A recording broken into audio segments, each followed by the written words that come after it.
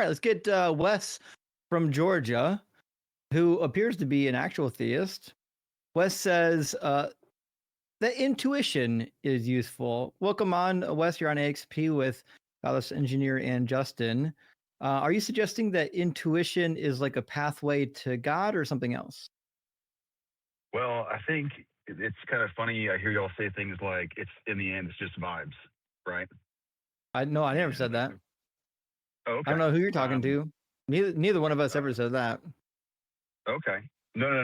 Not that you believe that, but that Christians are Christians because of vibes. That's just it's kind of a feeling thing.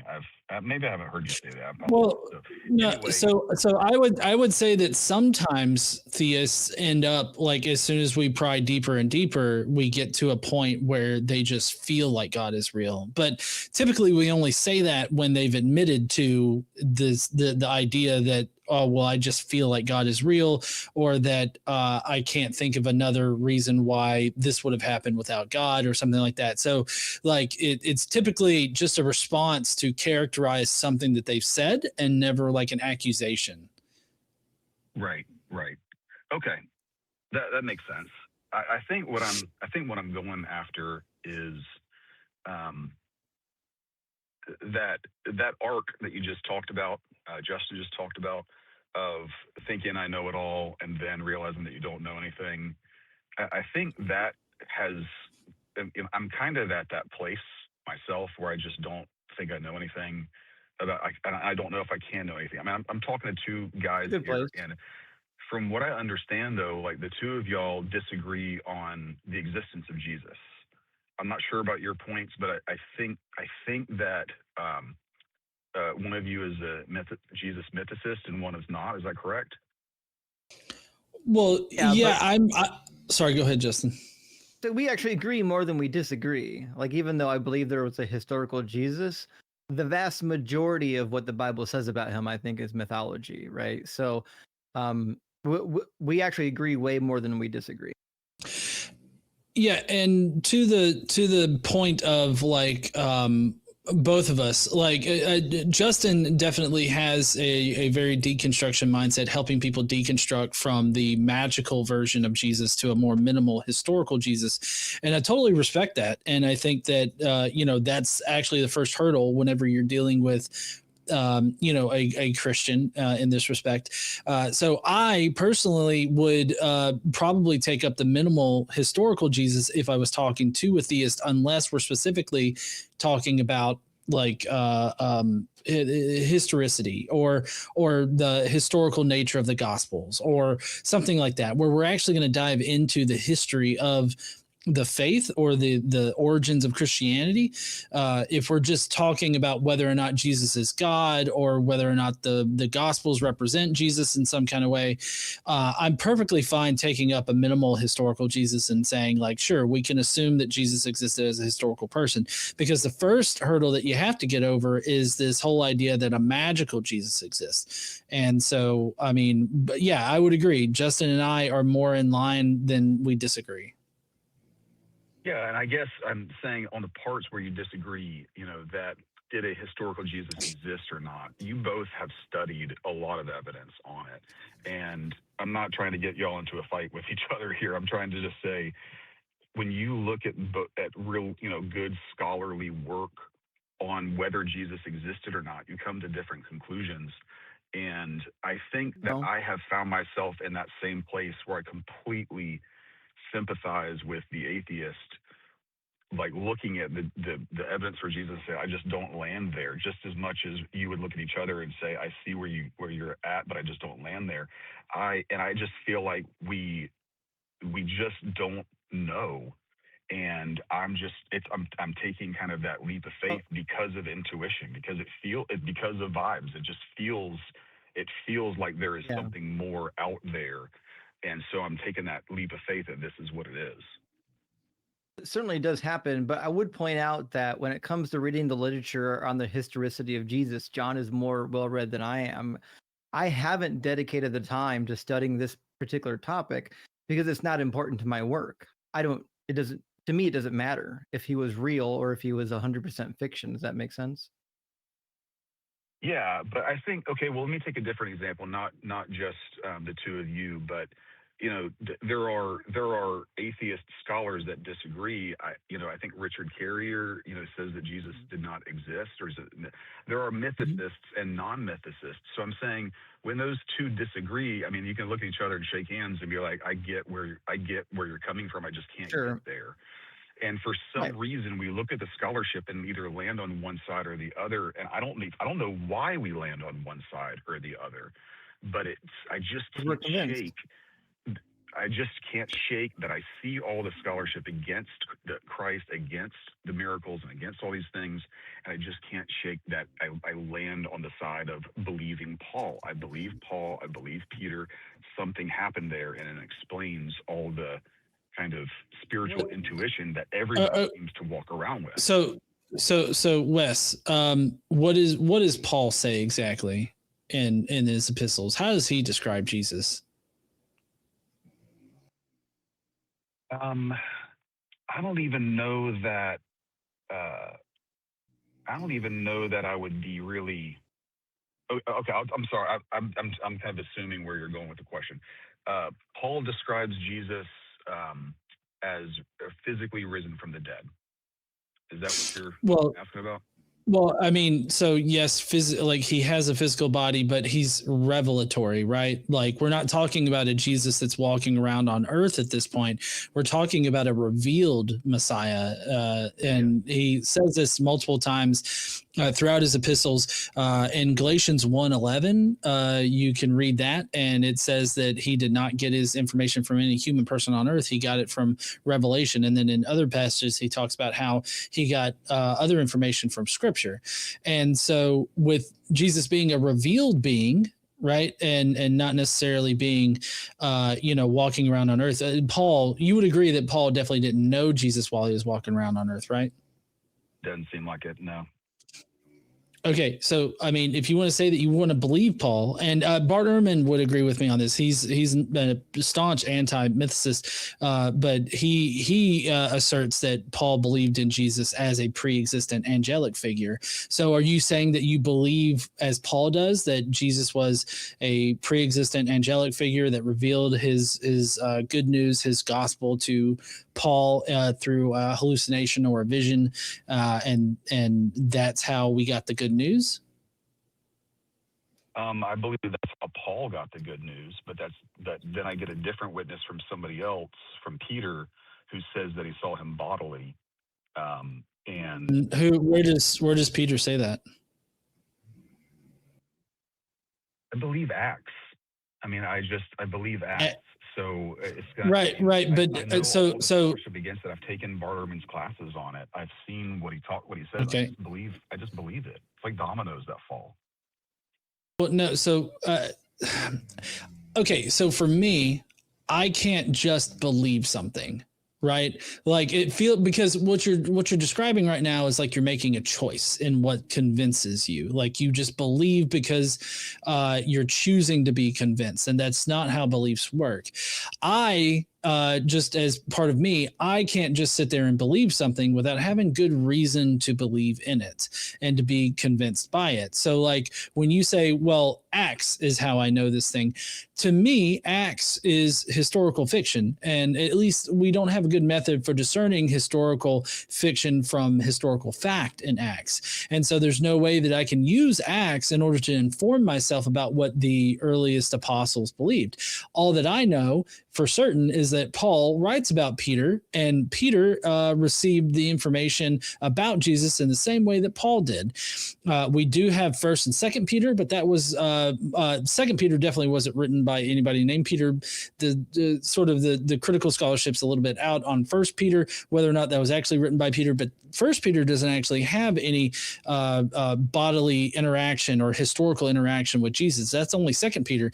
And in 2nd Peter, it specifically says that they're bringing up this interaction due to other people saying that they believed in cleverly devised myths. And so there was apparently some people going around saying, well, this Jesus character is mythical or legendary, that they believe in. However you want to take that, it is at least some people that are going around saying that this Jesus figure that the Christians believe in is not historical in some kind of aspect. It's more legendary or mythical. And so that's what we know about Peter. So when you say, I believe what Peter believed, we don't know what Peter believed other than Peter's beliefs matched what Paul believed. And that's the way that we can know what Peter believed. And Paul believed in a pre-existent archangel figure. So that I'm not trying to establish the ahistoricity of Jesus right now. He could have been a real historical figure walking around, gathered people and pissed people off and got unalived. Sorry, killed.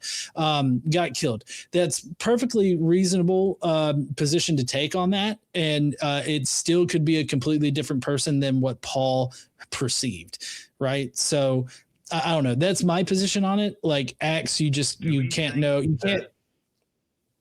Do we think that Peter had influence in the book of Mark? I don't know. Don't know. I like how in sync we were with that, Justin. We don't know. So we don't, as far as Peter and Mark, we don't know, but there is some pretty good scholarship out there that has connected the Gospel of Mark to things that Paul has said, in that Paul says there are certain things that are of his particular opinion, not something that has been given by Jesus. And then you have Mark reifying that information into the mouth of Jesus, saying that Jesus actually said those things. So like it's either Paul was mistaken and it's not his opinion, it's actually Jesus's opinion, which seems kind of weird, or Mark knew Paul and took some of Paul's teachings and put it into Jesus's mouth. So like there's two different things right there, and I think it's more likely that Mark had Paul's epistles and just put some of those ideas into the mouth of Jesus. I think that's more likely. Mark, at the end of it, has a missing body, has an empty tomb.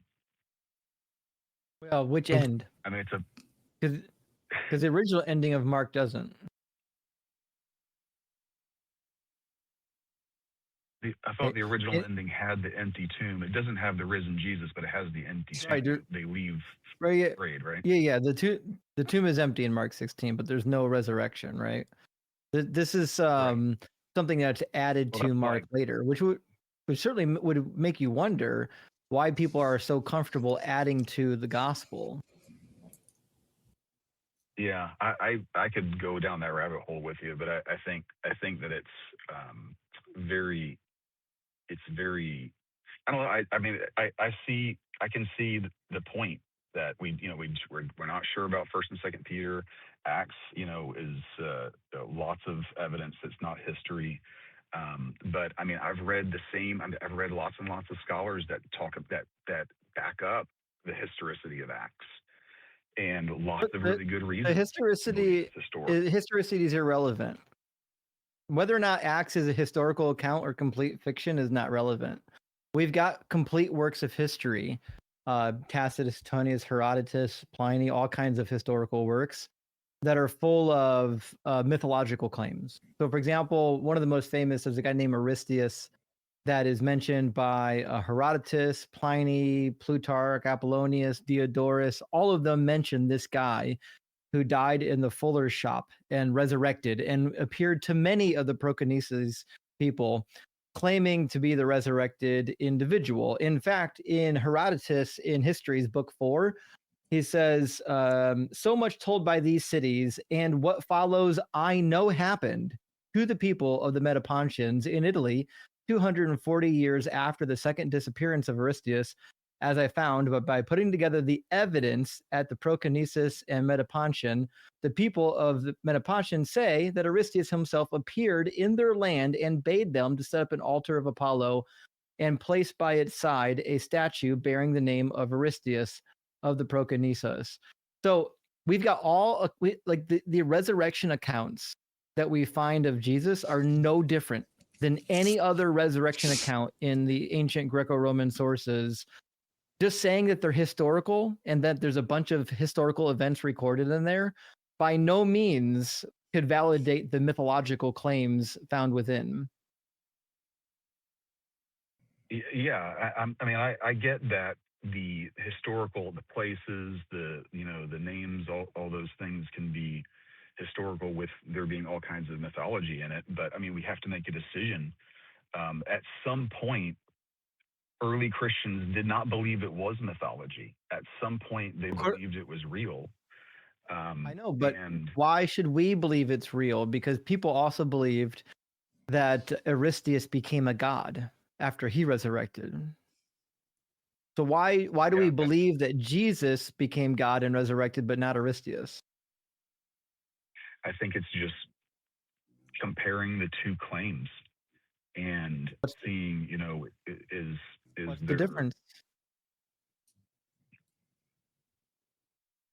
I think that there is a tremendous amount of history that surrounds the claims in the Gospels that doesn't surround these other myths. No, that's certainly not remotely the case. In fact, more independent attestation is for Aristeus than Jesus. That's why we get it for people who didn't collaborate. We get these stories from people that weren't in the cult. The people that write about Aristeus are outsiders reporting it. They're not insiders. The biblical accounts are all from insiders. They're all from people already in the cult. Right. I look at how Jesus connects. Like Jesus just makes sense in history. It's part.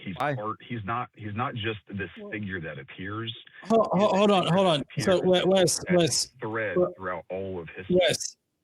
So Wes, like I can get on board with the minimal historical Jesus, like what Justin accepts for the purpose of the argument, but I feel like you're not talking about the same kind of minimal historical Jesus, because the minimal historical Jesus, and correct me if I'm wrong on this, Justin, as far as your view of it, is just itinerant rabbi that gathered a group of people that pissed some people off, and eventually the Romans killed him, and his group continued on after him with Paul and Peter and James and John being some of the primary apostles that we at least know about, continuing the faith.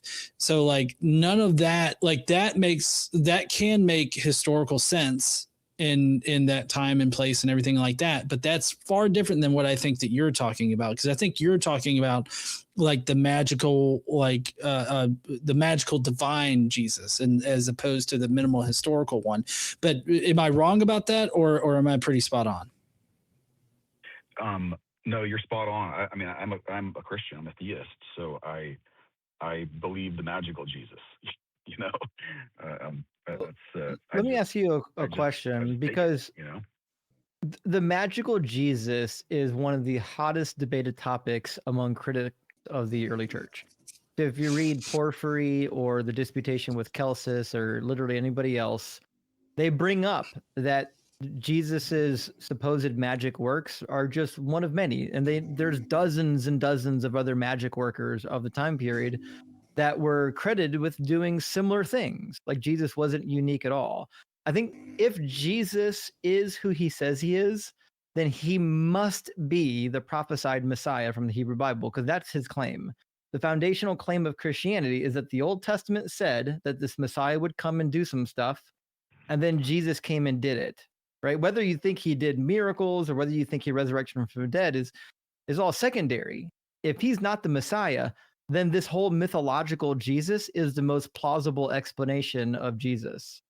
So the reality is, when I read the Hebrew Bible, and why the Jews rejected him is because he didn't fulfill even one messianic prophecy. And every time he reads from the Hebrew Bible, he blunders it. He quotes it from the Greek Septuagint, and half the time he doesn't even quote it correctly. And the other half of the time, he doesn't even understand what it means. Like, why would I accept that this guy is literally God when he can't even quote his own book? No, there's a lot there. There's a lot there. I mean, where do you want to start? Sure. Let's start in Isaiah 61. There's really interesting prophecy. There's an interesting prophecy in the post-Babylonian exilic period about the restoration of Israel. Almost all of 3rd Isaiah is about the restoration of Israel. And it starts out with the prophet saying that the Spirit of the Lord is upon me because the Lord has anointed me. He has sent me to bring good news to the oppressed, to bind up the brokenhearted, to proclaim liberty to the captives and release to the prisoners, to proclaim the year of the Lord's favor and the day of vengeance of our God, and to comfort all who mourn. You might be asking, who's mourning? Well, he tells you to provide for those who mourn in Zion and give them garland instead of ashes, oil of gladness instead of mourning. Why were they mourning? Because they got their asses kicked by the Babylonians, which is why verse 4 says, they shall build up the ancient ruins. They shall raise up the former devastations, and they shall repair the ruined cities, the devastations of many generations. And it goes on to depict what the restoration of Israel is going to be like. So when I'm reading Isaiah 61, this prophecy is quite clearly, unless you can find something in here that I've never seen, is quite clearly just a restoration prophecy post-Babylonian exile. Am I missing something? No, that took place, right? No, I don't think it did take place. I mean, it depends on, like, if you think like maybe Nehemiah and Ezra resolved it, you could say that. You can say, well, Isaiah 61 came true during the Second Temple period. But if that's the case, that means Jesus is lying to you in Luke chapter 4 when he says it's fulfilled today in your hearing. No, I don't think that is how those prophecies are being read, how any of those Old Testament prophecies are being read. You remember the story after Jesus was resurrected and he's walking. How is Jesus reading it? I'm telling. This is how I'm telling you. He reads the Old Testament. So when he's walking down the Emmaus road with the two disciples, and it says that he opened their eyes, and he began at the prophets and showed them himself throughout the whole scriptures. And it's not in there anywhere. That is how Christians understand the Old Testament. Not that it is. Hold on. Red light pointing at one specific person, but that like the Messiah is fulfilling all of these types and pictures. Right. Thousands of types. Yes. No, trust me, both Justin and I understand that. So my question to you is, what do you understand about Pesherim, like the Pesherim tradition? I don't know what that is. Yeah, exactly. Sorry, I didn't mean for that to come off as dismissive. But I feel like this is one of the biggest things that a lot of Christians, they don't know about, which would explain why a lot of these so-called prophecies end up as being interpreted as prophecies. So Pesherim creation, or the Pesherim tradition, is something that was widely done throughout Jewish culture at the time. You've got Philo of Alexandria that praises the practice of it and even engages in it in multiple aspects, especially with his logos concept. And what Pesherim is basically you're taking the Old Testament, right, and the Septuagint specifically in these cases, and you're taking segments of scripture, like small segments, like even sometimes singular verses or even parts of verses. And what you're doing is you're creating a new interpretation of that's distant from the actual intent of the passage, right? You're sitting there, you're coming at it, and you're saying, giggity, you're coming at it and you're saying like, God didn't mean what they originally meant here. They really mean this thing that's about the Messiah. And so these Jews and Jewish Christians, what they did was they scoured the Old Testament, and they took these segments and they said, well, this is really about the Messiah.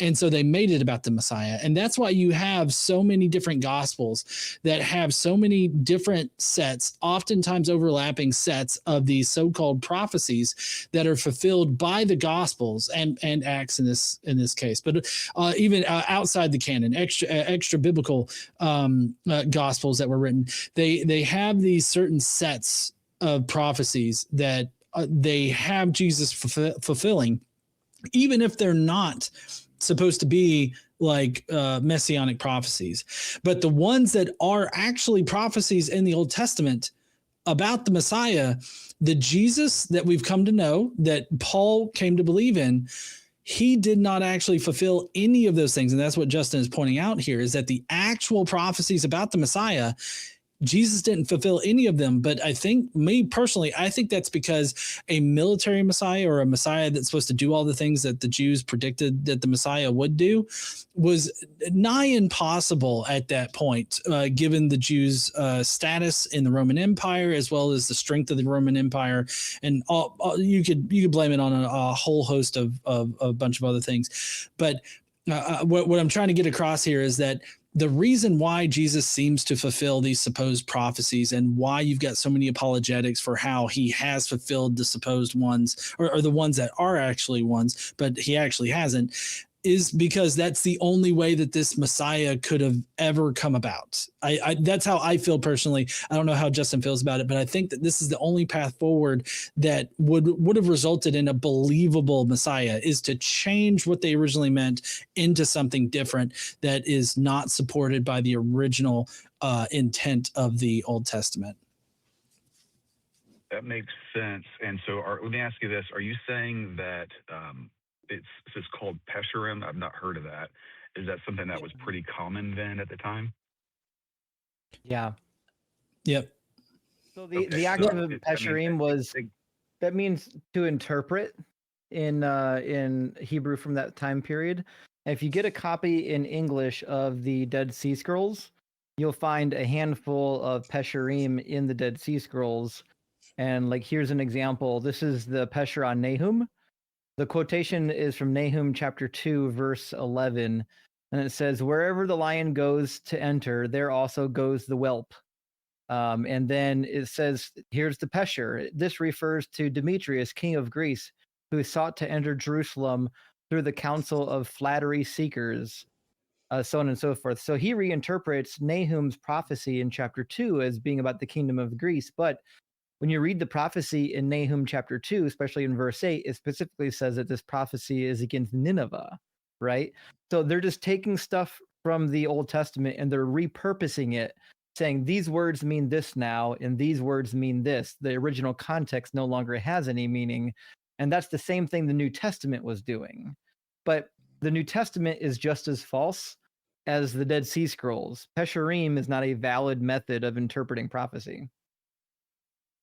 How widespread was it to use these Pesherim? I'd say it depends on where you're from. So you'll find it more in the region of the Dead Sea and then region of Galilee. You wouldn't have found this as being a popular fad like within Judaism proper inside of Jerusalem, which is obviously why so many of the messianic movements that failed were from Galilee, or perhaps from the Dead Sea. And they were almost all rejected by Jerusalem, because Jerusalem stuck to the core of the Hebrew Bible and understood it to mean what it means in the original context. They weren't going in and trying to find secret messages and decode the secret messages, you know? Yeah.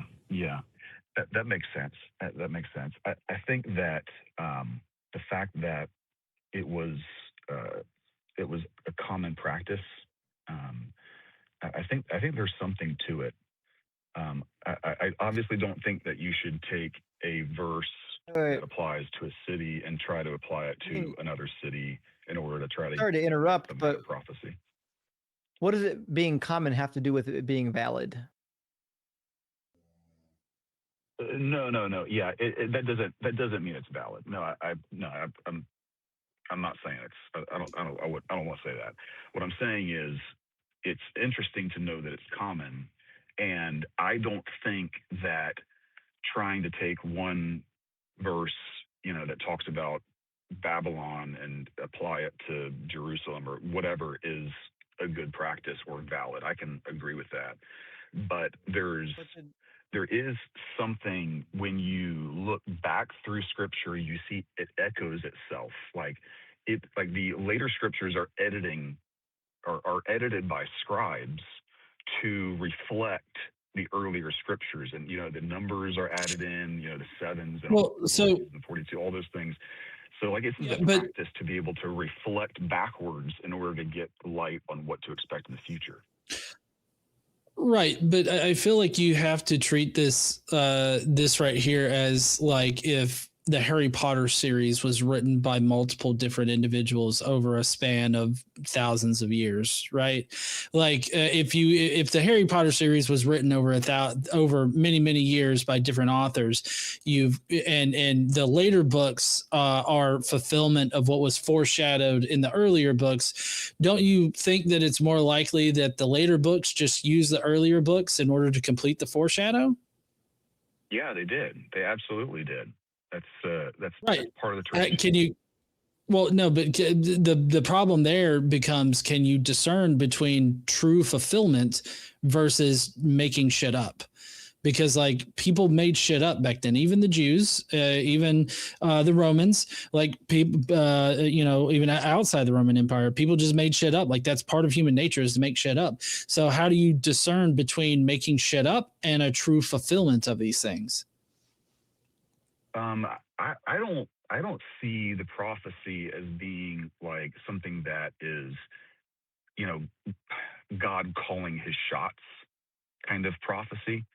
I know that is the way that prophecy is traditionally seen. Like, oh, look, God said he was going to come on Tuesday, and he came on Tuesday. It's Giggity. I don't see it that way. I see it more as like God says this what he does. God says in Isaiah that I declare the end from the very beginning, and he says in Amos, he says that he doesn't do anything before revealing his secrets through the prophets. Okay. I mean, there's obviously prophecy in the Bible where prophets are standing up and saying, get in the middle of a city and saying, if you don't repent, God's going to burn your city down. And variations of that. There are all kinds of prophecies like that, in the immediate, but it's not like I'm going to show you that I'm real because I fulfilled all of these prophecies, kind of a thing. No, he does say that in the Hebrew Bible. He says that all the time. Yeah, you're right.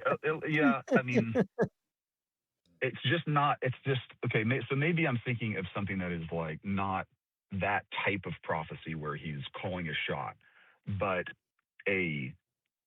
but something where they are telling stories and narrating things with images of the things before them and echoes of the stories that came before them, and blending all of it together. And I see Jesus Christ as a perfect target point for all of those Old Testament stories. Like they line up and they align perfectly towards and they point to Jesus Christ. I feel like you're not listening to us. Okay. So, two things. One is they don't point to Jesus, not a single one of them. There are hundreds of stories in the Hebrew Bible, and you have to like cherry pick a few of them that you think sound vaguely familiar to Jesus. But just like the prophecies, when we drill down into them, I can guarantee they're not anything like Jesus. Like even Isaac being bound and nearly sacrificed, or the Passover festival being the lamb. If you actually drill down into any of these examples, none of them are actually comparable to Christ. They're just vaguely familiar, right? But I don't believe that matters. Like, so for example, if I went into the Hebrew Bible and I found a dozen passages that sound vaguely familiar to me, as long as I get to ignore the context and I get to ignore the actual message of the text, then does that make me the Messiah? Like, for example, famous passage, Hosea 11 says, when Israel was a child, I loved him, and out of Egypt I called my son. This is applied to Jesus in the book of Matthew because Jesus came out of Egypt at some point. But this could certainly be about me. My child is Egyptian. So did I fulfill this prophecy as well? Yeah, you actually did, but it's not just about. That's the problem. Not really. I'm joking with you. And it's not. Hosea. That's not. Hosea 4 verse 12. Just, okay, let's mark off prophecies that he's fulfilled. It's like that's what the New Testament did, my friend. The New Testament went back to the Hebrew Bible, well, actually the Greek Old Testament, and just found anything that sounds vaguely familiar to Jesus and called it a prophecy. I can do that. Hosea 4:12. My people consult a piece of wood, and their divining rod gives them oracles. Fuck. Right here, we got Sharon, the rock wood of salvation behind us. Deuteronomy 4:28. There you will serve gods, objects of wood and stone. This is obviously a typological prophecy about my ministry here on AXP and on the internet, right? You see, like, if you're just going into the Hebrew Bible and finding any random words that sound vaguely familiar to you, you can do it with anybody. Anybody can be the Messiah now. Well, yeah, I mean, I completely see what you're saying. I mean, I completely see that. It's if you're just looking at like what Matthew says Jesus fulfilled this Old Testament prophecy and saying, oh, if that is all that you are looking at, then yes, it's like, okay, it's cherry picking, changing where it was in order to. I get that, but it's not just, you know, here are some Old Testament passages that reflect on Jesus Christ, on what he actually did and what he actually fulfilled. It's not just He didn't that, fulfill anything together. No, not one actual prophecy is fulfilled in Jesus. The if Justin, if Jesus is the Messiah, if he is the Messiah, right? Then he's not. He fulfilled Isaiah. If he is the Messiah, and if that means if he's the Messiah, then Isaiah 53 is about him. No. Okay, so I'm sorry. This is what we've been trying to explain to you. Hold on, Wes. First of all, you're building off of a big if here, right? If he is the Messiah. I mean, that's no way to build a great argument in this particular respect. But also, number two, you're totally just not listening to us when we're telling you that the actual messianic prophecies that are in the Hebrew Bible that are supposed to predict the Messiah, Jesus does not represent a fulfillment of those things. You, like with Isaiah 53, you have to invent prophecies in order to make it fit with the Jesus as portrayed in the Newer Testament. And that's what the Jewish Christians did. They invented new prophecies, and then they crafted a story. They bullshitted you about what prophecies supposedly were fulfilled. And so your task now is to discern between actual fulfillment and just making up bullshit. Can you do that?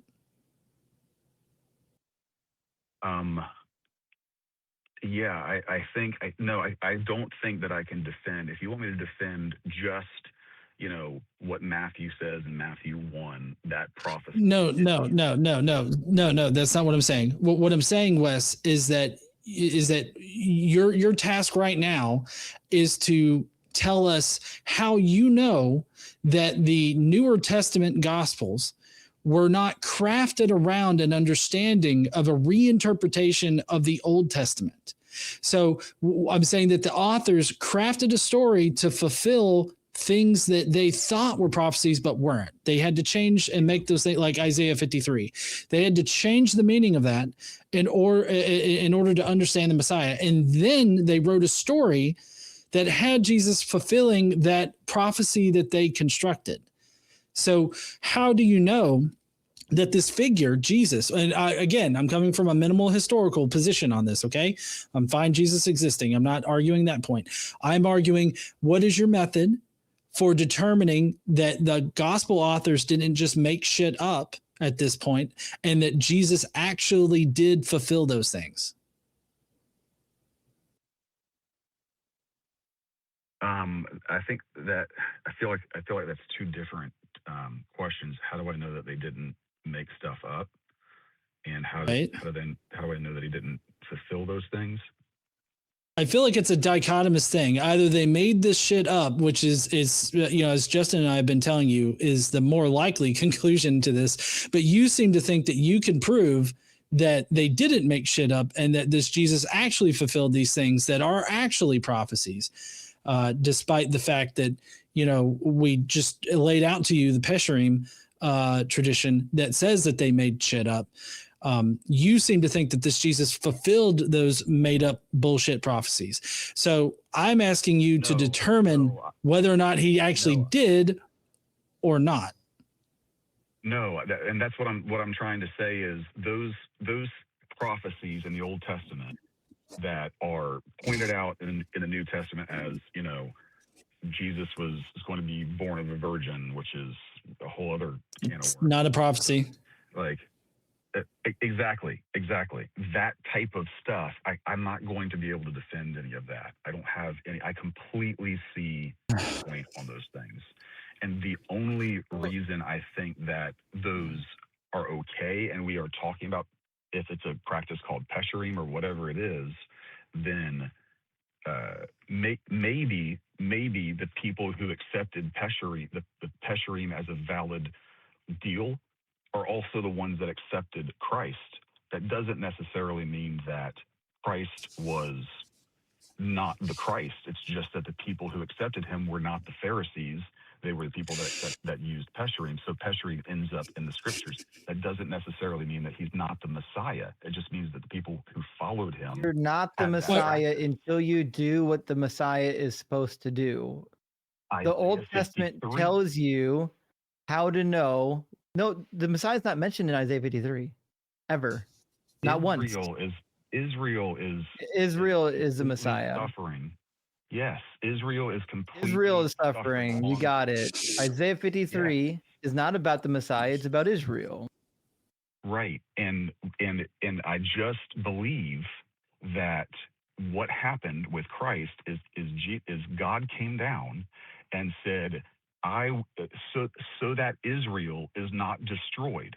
You know, there's messiahs coming in. Here's what I believe happened. There's messiahs coming in right at the point when if Israel had accepted a military messiah, they would have come up against Rome, and Rome would have destroyed Israel. How? Wiped them off the according map. to the I believe that prophecies, God is granting them victory. If you look at the prophecies, right. Zechariah but chapter 12, Zechariah chapter 14, at that time, God is the one who grants victory to Israel. Zechariah chapter 12, verse 3. On that day, God is speaking, I will make Jerusalem a heavy stone for all the people. All who lift it shall grievously hurt themselves, and all the nations of the earth shall come against it. And on that day, says the Lord, I will strike every horse with panic and its rider with madness, but on the house of Judah I will keep a watchful eye. Victory is in God. Yahweh is the only redeemer of Israel. Yahweh is the only knee to which man will bow. They will not be confessing the name of Jesus in the end. According to the Hebrew Bible, they'll be confessing the name of Yahweh, who is the only redeemer, and the redemption is a true military redemption. Right. I believe that Yahweh came down to earth as Jesus Christ. Yahweh did not come down to earth as Jesus Christ. Okay. So, but here's what I'm saying. I believe that's logically absurd, because Jesus doesn't have all the attributes of Yahweh, because he doesn't know neither the day nor the hour of his return, which means he's not omniscient, which means he's not identical to Yahweh. Right. So Israel is at a point in their history where they were ready to accept a political messiah, a political king, and that political they needed one. But that political king would have had them have an uprising against Rome. And I believe that's the goal, to save them. They don't need to save them by avoiding the conflict. You save by them by warring on their behalf. Right, but it was Zechariah 9. It's a war. God fights on their behalf. That's why he's a victorious king. Zechariah 9:9. After he rides the donkey, it says he will cut off the chariot from Ephraim and the war horse from Jerusalem, and the battle bow shall be cut off, and he will command peace to the nations. This is a military victory that is awarded by Yahweh. Yahweh doesn't have to avoid war because he's afraid his people are going to die. He doesn't have to do that. He can click his fingers and end all wars in an instant. Well, that's not how the so Wes. Is, so I can't. I mean, Wes. Wes, hold on. Let me try to bring up another reference here. Do you know why Gideon was selected by God to be a judge in the Book of Judges?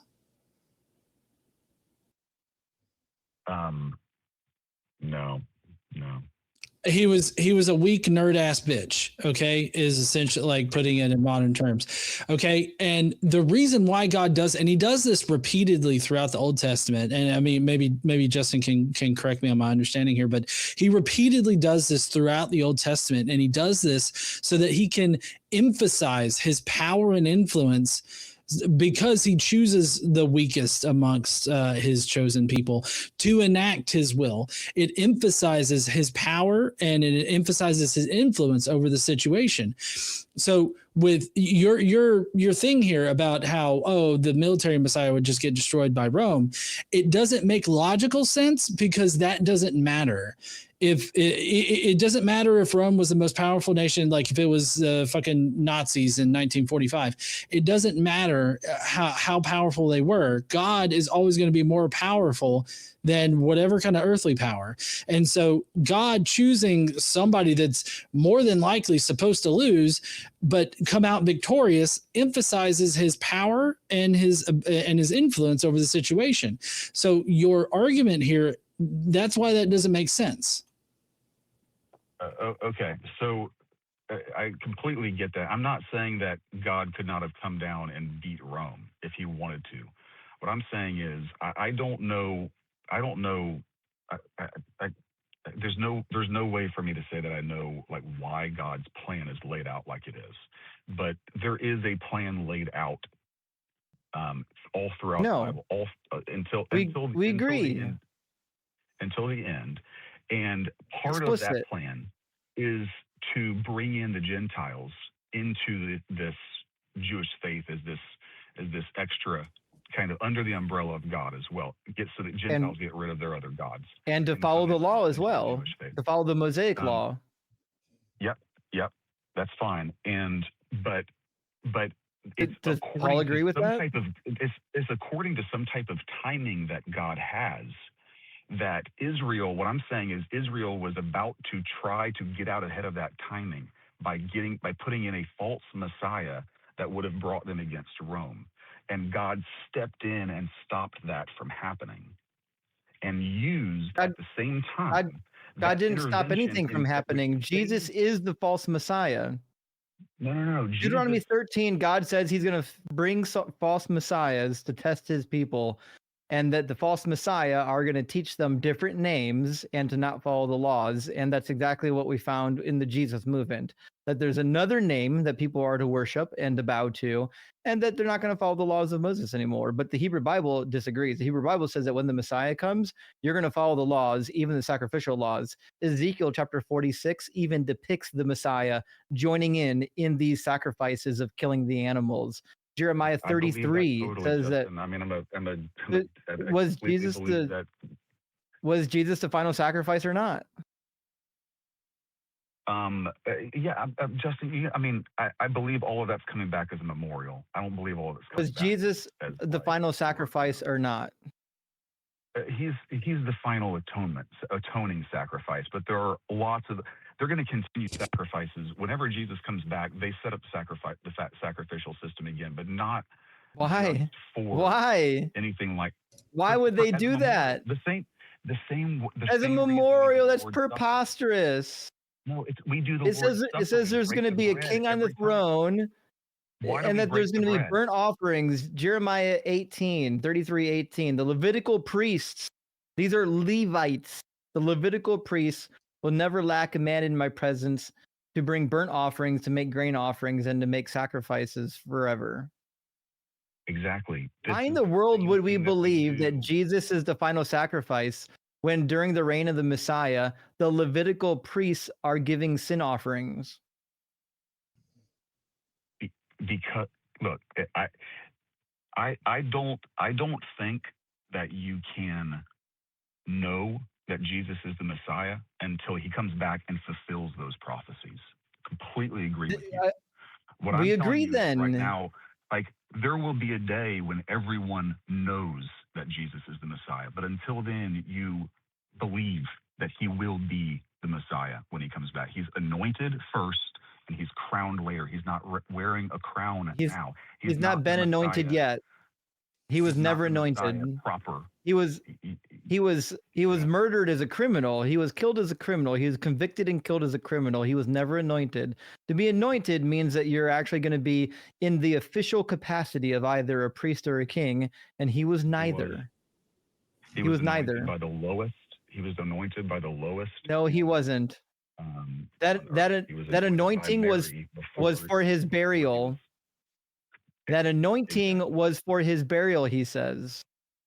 And for that's an adorable. No, he didn't say that. He didn't say and. Oh man. This anointing is in lieu of his. There was certainly not. Neither one of them were for his kinglyship. You don't get anointed by a prostitute and become king. Exactly. That not the type of king that the world says. That's why supreme authority is not handed out by watery tarts throwing swords at people. A famous man once said. You don't get to be anointed king because a prostitute put oil on you. Help! I'm being oppressed. There it is. We got it. So, all right. I can't argue with you much about it. I guess I'm just saying I completely see your point, but I just see what is right on the other side of that as well. And it's like, I see the other side of it, and it fits together like a hand in a glove. It just works. And I can't explain nothing fits together and nothing works. Oh man, it absolutely does. There's nothing. There's nothing in the Hebrew Bible whatsoever that would point you towards Jesus. Not one thing. I was just reading the story of Joseph the other day, and all the echoes and pictures and types all the way through. Like what? Name one. He is prophesied or dreams that he's going to rule over his brethren, but he has to go down into a pit and come out first. It's a death, burial, and resurrection. It's a Jonah and the whale and back out again. It's a so he didn't die. Back out. I'm sorry. This is why I told you earlier. These typological prophecies fail too. Joseph didn't die in the pit. No. Okay, so that's not how. So in the Joseph narrative as well, his brethren, the supposed precursor of the Israelites, they come to recognize the truth. The Israelites didn't recognize the truth. They went on to murder Jesus. If Joseph was the typological prophecy, then we would find that after he went into the pit, his family still rejected him.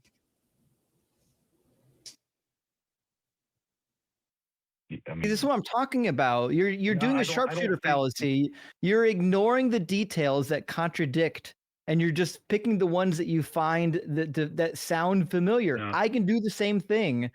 I can do the same thing with me. It's not even hard. I've been dead twice. I've been dead twice. The Joseph is a typological prophecy about me. I was in the pit twice. Okay. So, like, for example, I've actually been arrested. So, John, count the parallels. I've been arrested before, and I've been dead twice. That's two parallels with the Joseph story. And as it turns out, I got more brothers and sisters than Jesus. I've got 7 siblings, which gets me way closer to 12 siblings. Obviously, my 7 is a spiritual 12. I agree with you on all that stuff. I agree that is not the way I'm reading it.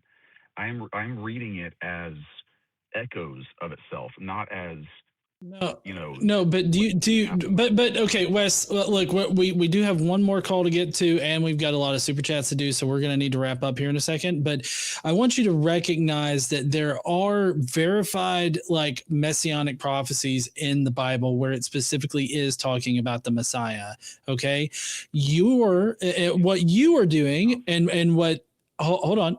What you are doing, as well as what the early Jews and Jewish Christians were doing, is making shit up to make things make sense. You're making shit up about Jacob. The early Jews and Jewish Christians made shit up about Isaiah 53 and other parts of the Hebrew Bible, well, the Septuagint, as we've been saying, in order to make it make sense. And so you can't just make shit up and then proclaim that you now have some kind of information about what really happened, or that Jesus was truly the Son of God and resurrected from the dead and he fulfilled all these prophecies. You can't just make shit up and then proclaim that to be true. Okay. That's what we're saying here. And Jesus, having not fulfilled any of the actual messianic prophecies of the Old Testament, does not actually fulfill any of these supposed things, even if he was a historical figure, right? So that's what we're trying to get to across to you, but you seem to be hell-bent on just making shit up so that it pleases your religious sensibilities. I don't know. Justin, do you think I'm off on that? Well, I understand what he's saying, because like if you look at the Old Testament and you're looking for parallels, you're going to fucking find them. But I guarantee you, I will bet you money right now. Take any famous person you can think of, Donald Trump, who cares? And then go into the Old Testament and start looking for parallels of that individual. You'll fucking find hundreds of them, because that's how that works. Like the minute you buy a Honda, you notice every Honda on the road. It's not hard to find parallels between things once you start looking for them. But just finding something that has vague parallels to other things will never be prophecy, and it will never be foreshadowing, and it will never be divine. This is just the human imagination being willing to find connection points where they don't really exist. I hear that. Can I say one more thing and then I'll let y'all go? Thanks for the time. It's been a really fun conversation. Yeah. The parallels I'm thinking of are like when you see Nebuchadnezzar spoken of like a beast, and then you look throughout the rest of the Bible before it and you see all of the references to the beast before it. They are feeding off of each other and using each other and building off of each other. Of course they are. Pointing to it. Exactly. Pointing to a certain figure. And what I'm saying is the scriptures fed off each other and built off each other and pointed to a certain figure. And when I look back through the scriptures, and I know it's confirmation bias, I know all of that stuff, but I look back through the scriptures and every single page is just Jesus Christ on every single. It's not he was going to be born in Bethlehem. Can't find that's not that doesn't affect me. I'm talking about how verse after verse just reminds you haven't given any. We already did Joseph. Joseph had nothing to do with Jesus. Oh man. You want to ignore the details of the Joseph story that don't correlate with Jesus, and then you pick the ones that do correlate, and that's how you get to the same trash interpretation that you have now. Anyone can do it. It's building. I can do it. I've got a like the in fact, I've got an entire spreadsheet here of prophecies that I fulfilled. Psalm 95:11. In my anger, I swore. I just fulfilled that prophecy. Did I not? Yeah, I'm with you, man. I completely see how easy it is just to find nonsense connections in the book. That's not what I mean. I don't see those things. I see the connections like Cain and Abel were connected to the story of Nebuchadnezzar. Not all the detail. It's a completely different story. Not remotely.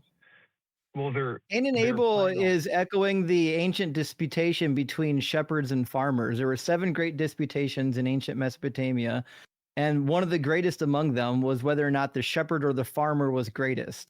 The shepherding way of life was for nomadic people.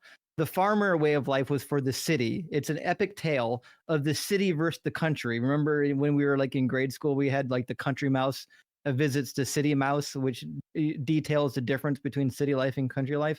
The ancient world was no different. Cain and Abel, that story is just a rehashing of the country versus city argument. That's all. And the take in ancient Israel was that the city was evil, and that the nomadic ways of those like King David was far superior. Yeah, I think that's fine. I'm saying that the Nebuchadnezzar story builds on centuries. Oh my God!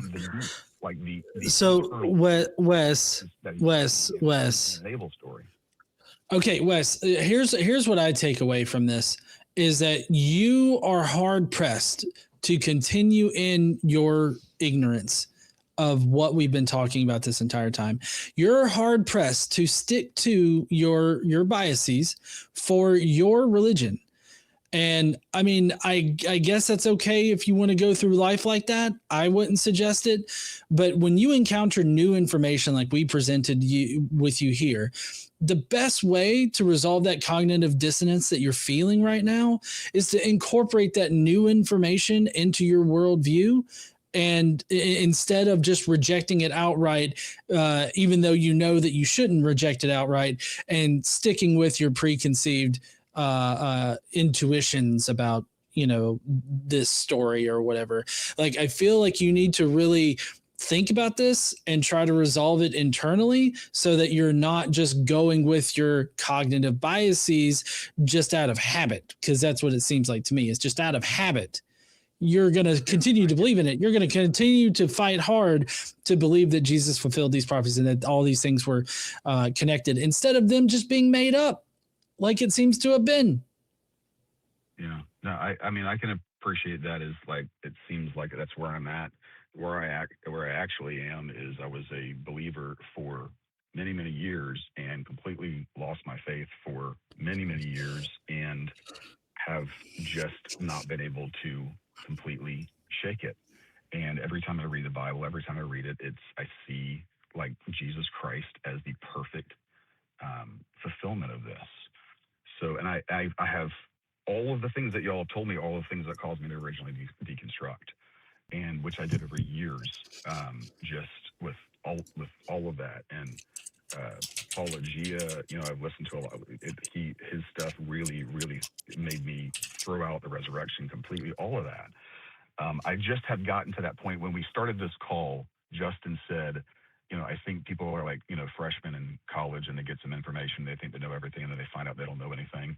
I think I've gone through that both with Christianity and now with atheism, until I'm like, it just seems, that's why I say it just still seems to click for me. So if I have to, you can call me an agnostic theist instead of it or whatever, but I completely see that side of it. But man, that Jesus Christ just rings and resonates true to me in spite of all that. In spite of all the evidence against it. Cool. All right.